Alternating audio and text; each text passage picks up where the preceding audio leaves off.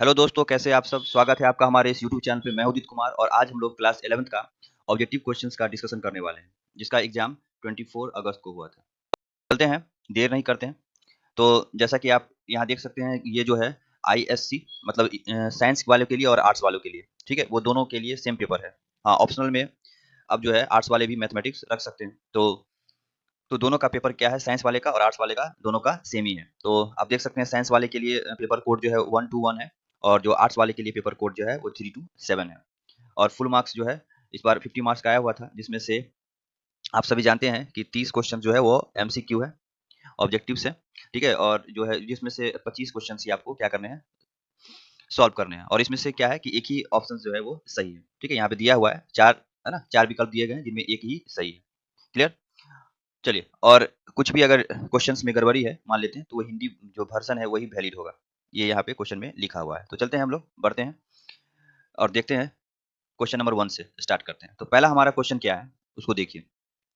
करा क्या कि इन विच क्वाड्रेंट डज 2010 डिग्री लाई, मतलब 2010 डिग्री जो है वो किस क्वाड्रेंट में लाई करेगा।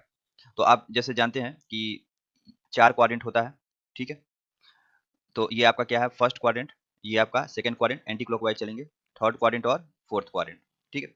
फर्स्ट जो क्वाड्रेंट है वो आपको 90 डिग्री तक रहता है, 0 से 90 डिग्री, ये आपका ये जो आपका ये फर्स्ट क्वाड्रेंट में हो गया, ठीक है। सेकंड क्वाड्रेंट क्या हो गया, 180 हो जाएगा, ये पूरा ऐसे लेंगे तो। थर्ड क्वाड्रेंट अगर आप ऐसे चलिएगा तो ये कितना 270, ये जो पूरा पूरा 360 डिग्री अगर है, ये एक कंप्लीट सर्कल बना लेगा। तो 270 से 360 डिग्री के बीच में अगर होगा तो फोर्थ क्वाड्रेंट। उसी तरीके से 180 से 270, मतलब 180 से 270 के बीच में अगर है तो थर्ड क्वाड्रेंट।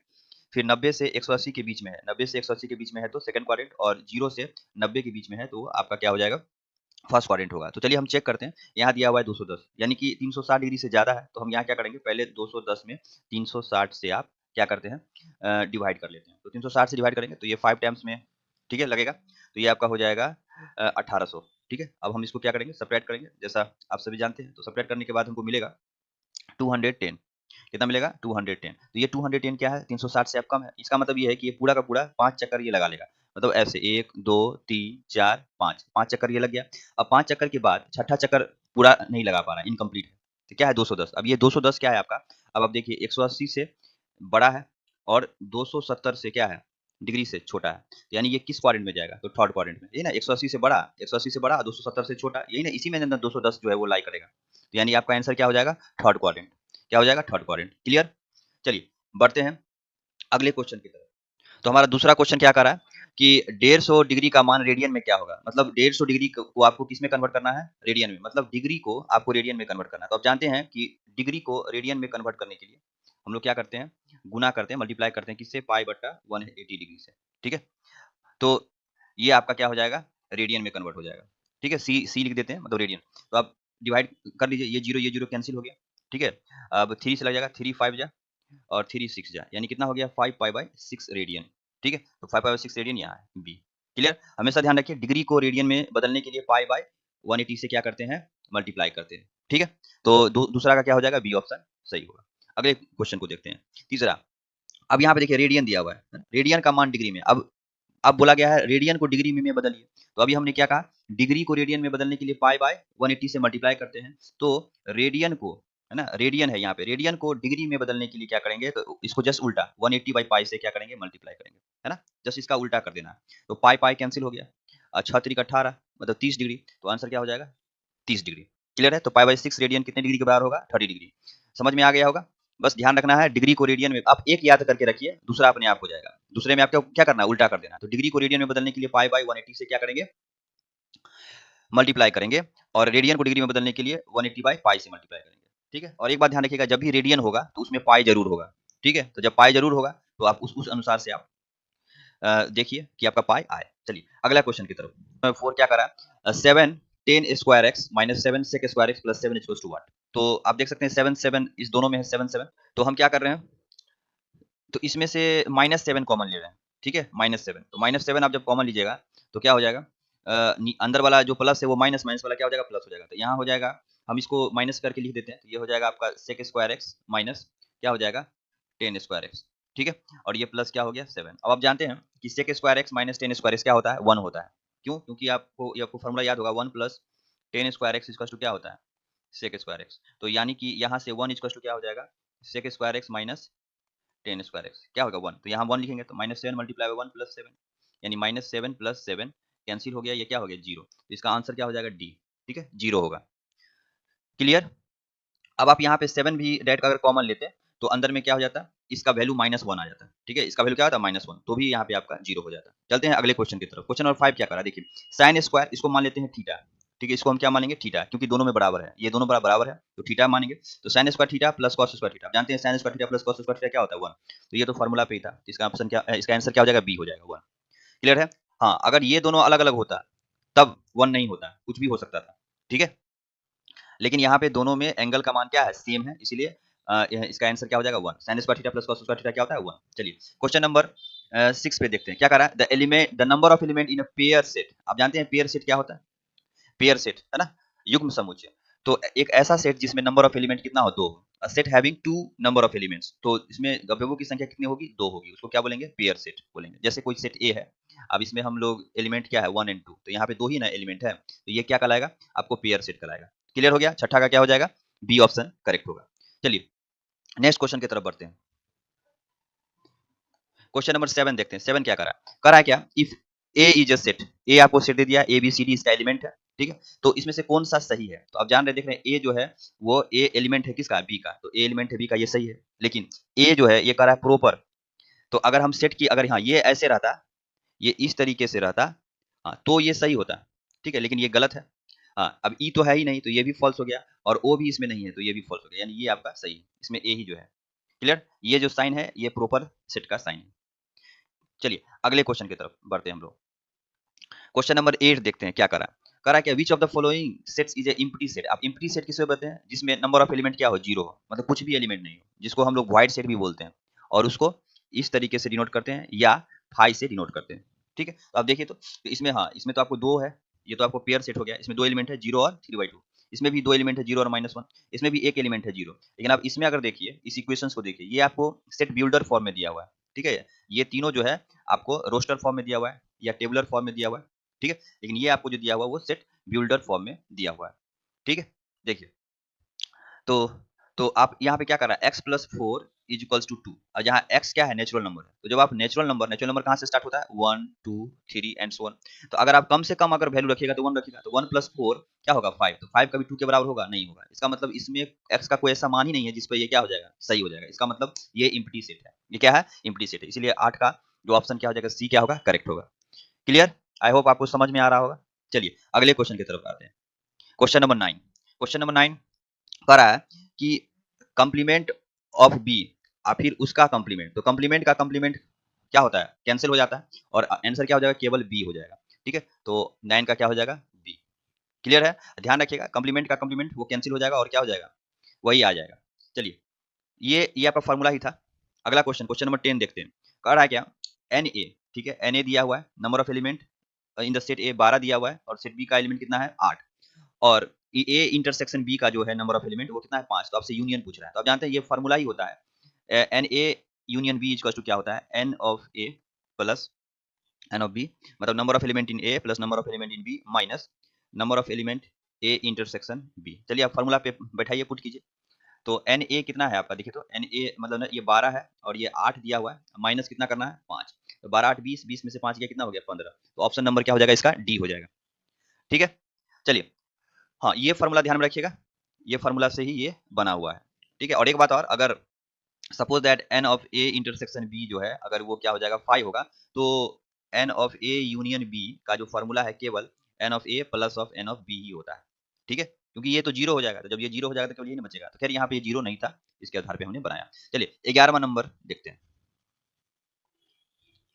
तो अब 11 नंबर क्या कर रहा है कि ए इंटरसेक्शन बी का कंप्लीमेंट क्या है, तो ये आप जानते हैं डिमॉर्गन्स लॉ है, ये क्या है डिमॉर्गन्स लॉ, तो अब डिमॉर्गन्स लॉ में क्या होगा, ये जो इंटरसेक्शन है ना अब यूनियन हो जाएगा, और ये जो आप देख रहे हैं कंप्लीमेंट, ये जो कंप्लीमेंट है वो दोनों पे आ जाएगा, तो ये हो जाएगा ए कंप्लीमेंट यूनियन बी कंप्लीमेंट, ठीक है, तो आप मिला लीजिए, ये ऑप्शन क्या है बी ऑप्शन सही है। हाँ अगर यहाँ पे ऐसा रहता जैसे ए यूनियन बी पूरे का कंप्लीमेंट, तो अब क्या कर देंगे, तो यूनियन है तो इंटरसेक्शन हो जाएगा, तो ए का कंप्लीमेंट इंटरसेक्शन बी का कंप्लीमेंट, ये जो दोनों है वो क्या है डिमॉर्गन्स लॉ है, ये ध्यान रखिएगा, ठीक है। मतलब इंटरसेक्शन होगा तो यूनियन हो जाता है, यूनियन होगा तो इंटरसेक्शन हो जाएगा, हाँ, और कंप्लीमेंट दोनों पे आ जाएगा। क्लियर है? चलिए ये VBI है, फॉर्मूला है, अक्सर ये पूछे जाते हैं। चलिए क्वेश्चन नंबर 12 देखते हैं, 12 नंबर क्या करा।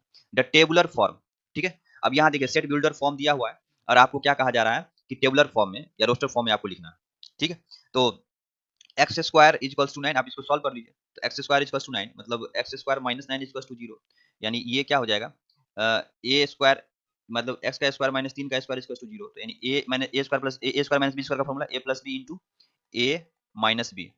तो अब आप इसको जीरो करिएगा तो एक्स इक्वल्स टू माइनस 3 हो जाएगा, इसको जीरो करिएगा तो एक्स इक्वल्स टू क्या हो जाएगा बोलिए, प्लस 3, यानी प्लस 3 माइनस 3 ये दोनों होगा। तो ये ऑप्शन जो हो जाएगा सही हो जाएगा। तो हमने देखा क्या कि सेट बिल्डर से हमने रोस्टर फॉर्म में कैसे लिखा है। चलिए आगे देखते हैं। अब जानते हैं सेट को रिप्रेजेंट करने का जो तरीका होता है, आप दो तरीके से सेट बिल्डर या टेबुलर फॉर्म में रिप्रेजेंट कर सकते हैं। चलिए क्वेश्चन नंबर 13 देखते हैं। अब आप देखिए एक्स क्या कर रहा है कि एक्स सच दैट एक्स जो है वो बिलोंग्स टू क्या है, रियल नंबर, ठीक है, रियल नंबर। साथ ही साथ एक्स जो है वो ग्रेटर देन 6 है और लेस देन इक्वल टू 12 है, यानी यहाँ पे जो है वो क्या होगा, ओपन इंटरवल, और यहाँ पे क्या हो जाएगा, क्लोज इंटरवल, ठीक है। जहाँ पे इक्वल भी है साइन भी है या ग्रेटर देन या लेस देन का भी साइन है तो वहाँ पे क्या हो जाता है, क्लोज, और जहाँ पे केवल सिंगल साइन होता है वहाँ पे ओपन। तो अब देखिए 6 पे ओपन होना चाहिए, देखिए यहाँ पे ओपन है, ये तो नहीं होगा क्योंकि दोनों पे क्लोज है। फिर यहाँ पे देखिए 6 पे क्लोज है तो ये भी नहीं होगा, ठीक है। हाँ, अब ये दोनों में से कौन सा सही है उसको देखेंगे। अब यहाँ पे क्या है, क्लोज होना चाहिए, तो यहाँ पे क्लोज नहीं है तो ये भी गलत। हाँ, ये आपका ऑप्शन सही हो जाएगा। क्लियर?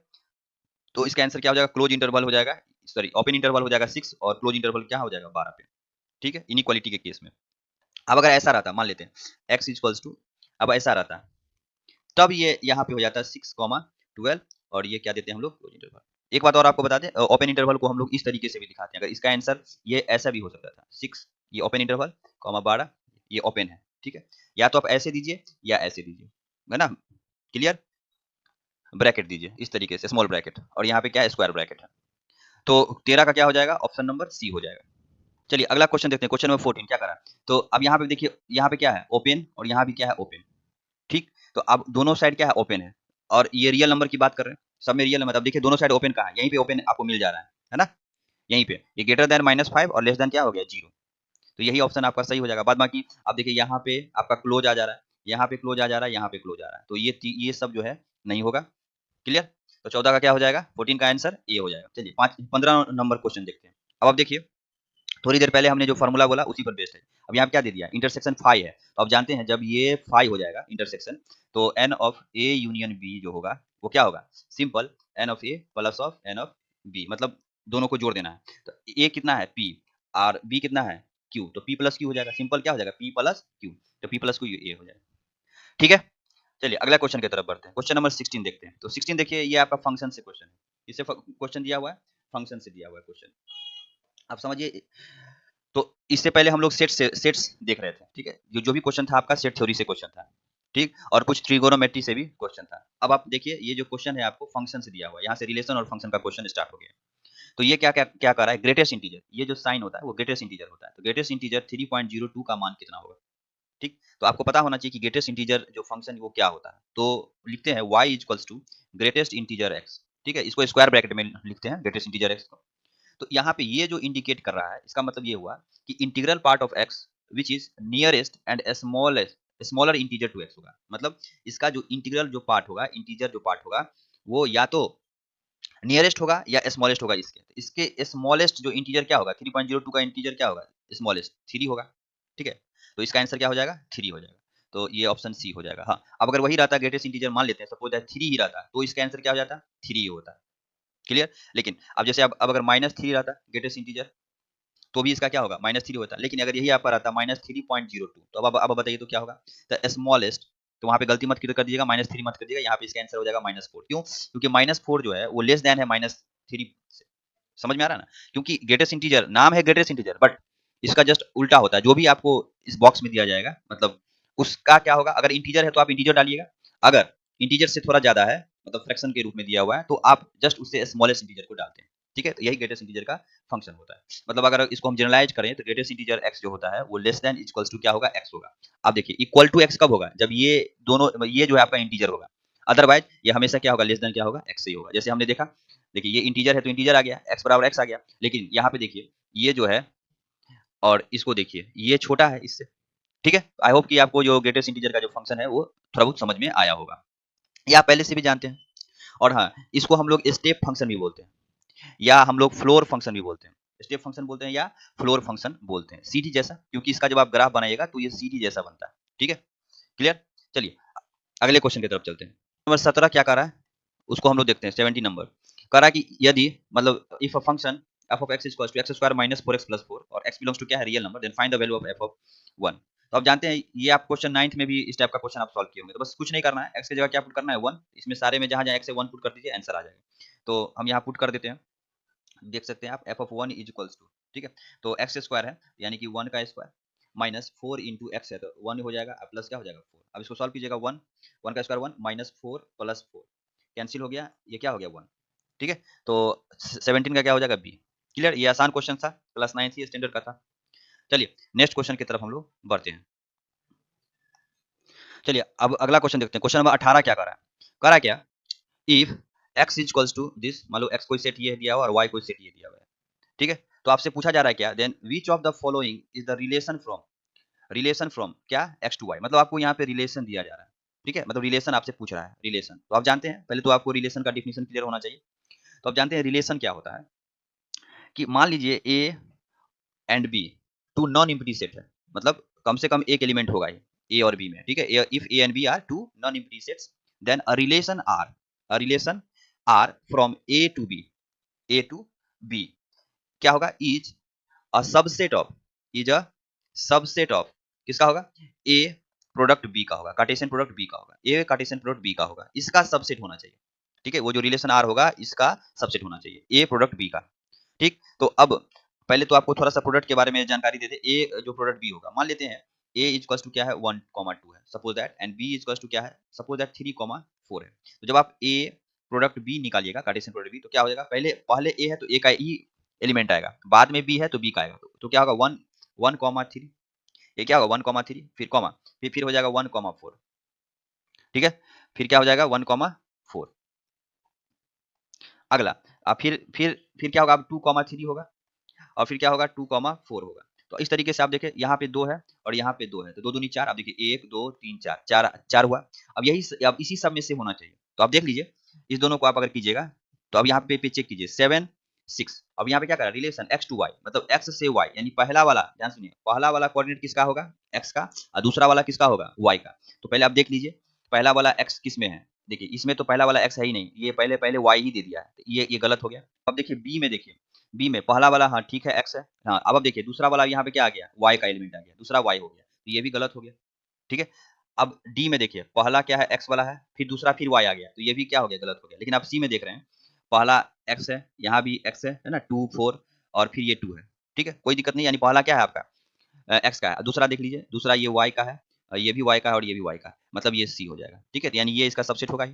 क्लियर, तो रिलेशन में बस ये ध्यान रखेंगे कि जैसे x टू y है तो x क्रॉस y का, मतलब x क्रॉस मतलब इसको x प्रोडक्ट y का सबसेट होना चाहिए उसका, तो यहाँ हम देख रहे हैं ये सबसेट हो रहा है। ठीक है, चलते हैं अगले क्वेश्चन की तरफ। क्वेश्चन नंबर 19 देखते हैं क्या कर रहा है, if f of x equals to x, यहाँ एक फंक्शन दिया हुआ है और यहाँ दूसरा फंक्शन दिया हुआ है, तो कर रहा है, और ये दोनों रियल वैल्यूड फंक्शन है, तो अब दोनों फंक्शन का प्रोडक्ट पूछ रहा है, मतलब f f of x into g of x पूछ रहा है, मतलब f of x multiply by g of x, इसको आप ऐसे भी लिख सकते हैं, f multiply by g of x, ये शॉर्टकट फॉर्म होता है। ठीक है, यानी ये दोनों फंक्शन का आपसे प्रोडक्ट पूछ रहा है, तो आप प्रोडक्ट निकाल लीजिए। इसका जो है ये जो फंक्शन है ये क्या दिया हुआ है एक्स, फिर मल्टीप्लाई बाय ये कितना दिया हुआ है 2 रूट एक्स। ठीक है, तो इसका तो आप जानते हैं ये क्या हो जाएगा x का power 1 multiply by 2 into root x, मतलब x का पावर क्या हो जाएगा 1/2। ठीक है, तो 2 आ गया 2 1 2 इंटू एक्स का पावर, जब बेस सेम है तो पावर क्या हो जाएगा, जुड़ जाएगा, तो 1/2 में 1 जोड़िएगा तो क्या हो जाएगा 3/2 ना, तो ये आपका आंसर क्या हो जाएगा सी हो जाएगा। ठीक है, तो 19 का जो ऑप्शन होगा वो सी होगा। चलते हैं अगले क्वेश्चन की तरफ। क्वेश्चन नंबर 20 देखते हैं हम लोग, 20 क्या कर रहा है। ठीक है, चलिए तो क्वेश्चन नंबर 20 क्या कर रहा है कि इफ सेट ए हैज, तो क्या कर रहा है, if set A has 4 element, तो सेट ए का कितना एलिमेंट है 4, then the number of element of power set of A will be. ठीक है, तो पावर सेट ऑफ ए क्या होगा, तो आप जानते हैं formula, if number of element of A is equals to m है। ठीक है, तो then number of element in the power set of A will be क्या होता है formula, 2 to the power m होता है। तो बस कुछ नहीं करना, यहाँ पे 2 का पावर 4 कर देना, तो 2 का पावर 4 कितना हो जाएगा 16। ठीक है, तो कितने एलिमेंट होंगे? 16 होंगे। ये फॉर्मूला आप ध्यान में रखिएगा, पावर सेट नंबर ऑफ, है ना, पावर सेट निकालने बस 2 टू द पावर m। चलिए अगला क्वेश्चन पढ़ते हैं। क्वेश्चन नंबर 21 का रहा है। अब यहाँ पे देखिए आपसे रेंज पूछा जा रहा है। क्या पूछा जा रहा है? रेंज। तो साइन एक्स का रेंज क्या होता है? तो आप जानते हैं साइन एक्स और कॉस एक्स, ठीक है, साइन एक्स और कॉस एक्स मतलब साइन थीटा या कॉस थीटा, दोनों का जो रेंज होता है वो क्या होता है? -1 से 1 तक। ठीक है, दोनों में आपका क्लोज इंटरवल रहेगा। क्या रहेगा? दोनों में क्लोज इंटरवल। तो यहाँ पे मिस प्रिंट है, ऑप्शन डी होगा। अब यहाँ पे प्लस कर लीजिएगा, -1 से +1 तक। यहाँ मिस प्रिंट है, बार बार बोल रहे हैं, ये ऑप्शन डी होगा। -1 से क्या हो जाएगा? यहाँ पे +1 तक हो जाएगा। तो हमेशा ध्यान रखिएगा साइन थीटा कॉस थीटा दोनों का जो रेंज होता है वो क्या होता है? -1 से कहाँ तक? +1 तक। ठीक है, और हाँ अगर हम डोमेन की बात करेंगे साइन थीटा और कॉस थीटा का, तो इसका होगा ऑल रियल नंबर। डोमेन क्या हो जाएगा? ऑल रियल नंबर होगा। ये हमेशा आप ध्यान रखिएगा। तो अगले क्वेश्चन को हम लोग देखते हैं। क्वेश्चन नंबर 22 क्या कर रहा है हमारा, उसको देखते हैं। क्या कर रहा है? इफ यूनिवर्सल सेट यू, ठीक है, यू जो है ये आपका यूनिवर्सल सेट कहाँ से कहाँ तक दिया है? 1 से लेकर 10 तक। और ए जो है कोई सेट है वो क्या है? 3 से लेकर 10 तक। तो आपसे पूछ रहा है ए कॉम्प्लीमेंट क्या होता है? तो आप जानते हैं फॉर्मूला ए कॉम्प्लीमेंट क्या होता है? U minus A. U minus A मतलब यू माइनस ए का मतलब क्या हुआ? यू का वह एलिमेंट जो ए में नहीं है। तो आप यहाँ देख रहे हैं यू का जो 1 और 2 जो है वो ए में नहीं है ना? यहाँ 3 तक चालू है, यहाँ से यहाँ तक तो क्या हो जाएगा? ए वाला हो जाएगा। तो यू का 1 एंड 2 ही जो है वो ए में नहीं है। तो अब इसका ऑप्शन क्या हो जाएगा? बी हो जाएगा। यही ना होगा 1 एंड 2। क्लियर हो गया? तो ये हमेशा ध्यान रखिएगा फॉर्मूला, यही फॉर्मूला होता है। अगर यहाँ पे बी भी होता, बी डैश भी होता, मतलब बी कॉम्प्लीमेंट, तो ये यू माइनस बी हो जाता। क्लियर? बस यूनिवर्सल सेट में से आपको उसको क्या करना है? माइनस करना। चलिए क्वेश्चन नंबर 23 देखते हैं। यहाँ आप देखिए कोई कोई सेट दे दिया ए और कोई सेट बी दे दिया, तो आपसे पूछ रहा है ए यूनियन बी। अब ए यूनियन बी का मतलब क्या होता है कि ए और बी दोनों को मिला करके लिखना, और लेकिन रिपीट नहीं हो। सेट में जानते हैं रिपीटेशन अलाउड नहीं होता है। ठीक है, तो आप देखिए, तो ए यूनियन बी अगर हम निकालेंगे तो क्या होगा? देखिए 1 है, 2 है, 3 है। पहले तो आप ए का एलिमेंट लिख दीजिए। अब आप देखिए बी का एलिमेंट लिखिए, बस ध्यान दीजिए कि रिपीट ना हो। तो 2 इसमें है ही, 3 इसमें है, 2 3 है ही। तो आप क्या क्या आपको लिखना होगा? केवल 5 और 6 ही ना। ये आपका क्या हो गया? ये जो हो गया ये आपको ए यूनियन बी। अब मिला लीजिए कहाँ है? 1 2 3 5 6, यानी पहला ही ऑप्शन सही हो गया। ठीक है, क्लियर? चलिए, तो यूनियन में आपको क्या करना होगा? मिला करके लिखना होगा, यूनाइट करके लिखना होगा। चलिए क्वेश्चन नंबर 23 हो गया। अब हम लोग क्वेश्चन नंबर 24 पे आते हैं। क्वेश्चन नंबर 24 क्या कर रहा है? देखिए यहाँ पर भी 2 सेट दिया हुआ है, सेट ए और सेट बी। अब आपको वहाँ पे यूनियन पूछा था, अब यहाँ क्या पूछ रहा है? इंटरसेक्शन। अब इंटरसेक्शन में क्या होता है कि दोनों में है, ऐसा एलिमेंट जो दोनों में। अब देखिए दोनों में कौन सा है? 0 है, ठीक है, फिर 1 है। तो आंसर क्या हो जाएगा? 0 और 1। देखिए कहाँ 0 1 यहाँ। क्लियर हो गया? तो यूनियन में मिला करके लिखना ओवरऑल, और इंटरसेक्शन में क्या करना है? जो दोनों में है, जो दोनों में है, मतलब कोई सेट ए है और कोई सेट बी है। ठीक है, तो यही आपका इंटरसेक्शन हो जाता है। यही क्या हो जाता है? यही ए इंटरसेक्शन क्या हो जाएगा? बी। ये इसका सिंबल होता है। इंटरसेक्शन में यू को नीचे की तरफ लिखते हैं और यूनियन में यू ऊपर की तरफ रहता है। ठीक है, मतलब ये यू ही रहता है, वो ये उल्टा यू हो जाता है, इंटरसेक्शन का साइन होता है। ठीक, चलिए अगला क्वेश्चन, क्वेश्चन नंबर 25 देखते हैं। क्या करा? N number of element in set A कितना है? 4 है, और number of element in set B 5 है। तो ये पूछ रहा है ए क्रॉस मतलब ए प्रोडक्ट बी का नंबर ऑफ एलिमेंट क्या होगा? अभी थोड़ा देर पहले देखे थे हम क्या करते हैं, जब हमको ए प्रोडक्ट बी निकालना होता है तो इस दोनों के एलिमेंट को मल्टीप्लाई कर दिए। तो 4 5 जा, इसका क्या हो जाएगा? 4 मल्टीप्लाई बाय 5 यानी कितना हो जाएगा? 20। तो 20 एलिमेंट हो गया, कितना हो जाएंगे? 20। क्लियर? तो ये फार्मूला क्या हो जाएगा? N of A are multiply by n of B. बस 5 4 जा 20 या 4 5 जा 20। तो ऑप्शन क्या हो जाएगा? डी हो जाएगा इसका 25 का। अगले क्वेश्चन की तरफ हम लोग बढ़ते हैं। अब क्या कर रहा है? Question number 26। अब देखिए यहाँ ए प्रोडक्ट बी दिया हुआ है, ठीक है, क्लियर? तो आपसे पूछा जा रहा है बी क्या होगा? तो ए प्रोडक्ट बी यानी बी क्या है? सेकंड कोऑर्डिनेट ना, ये सेकंड, ये दूसरे बार में आया है बी। तो सेकंड वाला कोऑर्डिनेट आपका बी होगा 3 5 3 5। तो एक ही बार लिखेगा ना 3 5, दो बार 3 है, 3 बार 3 उससे मतलब नहीं है, आपको सिर्फ 3 एक बार लिखना है, रिपीटेशन नॉट अलाउड। तो यहाँ पे 3 और 5 ही हुआ, तो यानी बी क्या हो गया? 3 और 5। हाँ, अगर आपसे ए पूछता तो यहाँ ए का आंसर क्या हो जाता? 4 और 6 हो जाता। क्लियर? तो आपसे ए नहीं पूछा गया, बी पूछा गया, तो सेकंड वाला कोऑर्डिनेट ही आपका क्या हो जाएगा? बी हो जाएगा। चलिए 27 नंबर क्वेश्चन देखते हैं। Which of the following statements is और आर करेक्ट? कौन सा सही है? कौन सा सही है? तो आप देखिए ये ए और बी इसमें है ना, और ये इसका क्या है? प्रॉपर है, प्रॉपर सेट है, लेकिन यहाँ पे काट दिया है, इसीलिए ये गलती हो गया। प्रॉपर सेट होना चाहिए था, लेकिन ये काट दिया, मतलब ये कह रहा है प्रॉपर सेट नहीं है, तो ये तो फॉल्स ही हो गया। फिर 1 2 3। तो अब देखिए, अब इसमें अब ध्यान दीजिए, यहाँ इसमें 2 नहीं है, 2 है नहीं है, तो इसका कैसे प्रॉपर सेट हो जाएगा? तो ये भी गलत हो गया।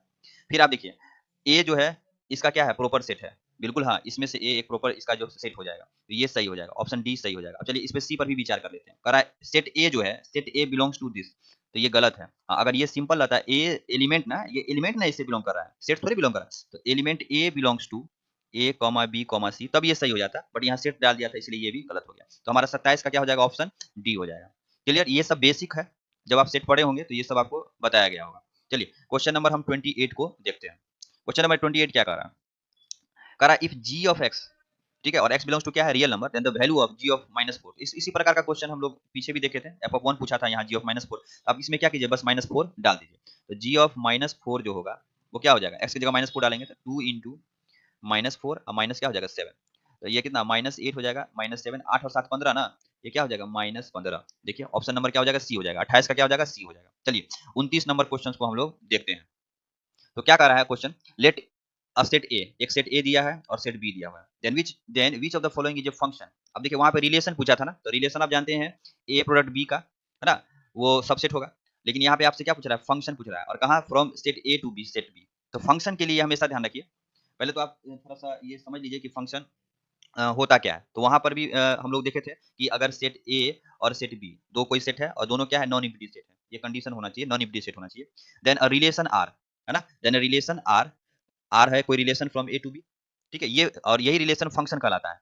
ये रिलेशन क्या कहलाता है, फंक्शन कहलाएगा कब, जब इफ, ये कंडीशन है ध्यान रखिए, if every element in A, if every element in set A, clear, has a unique, has a unique, अब यूनिक क्या होगा, उसका इमेज होगा, has a unique image in set B, मतलब प्रत्येक एलिमेंट का जो होगा एक यूनिक इमेज होगा, मतलब ऐसा नहीं कि ए का, अब जैसे मान लीजिए 1 का इमेज क्या होगा, 2 होगा, वैसा नहीं 1 का 3 भी हो जाए।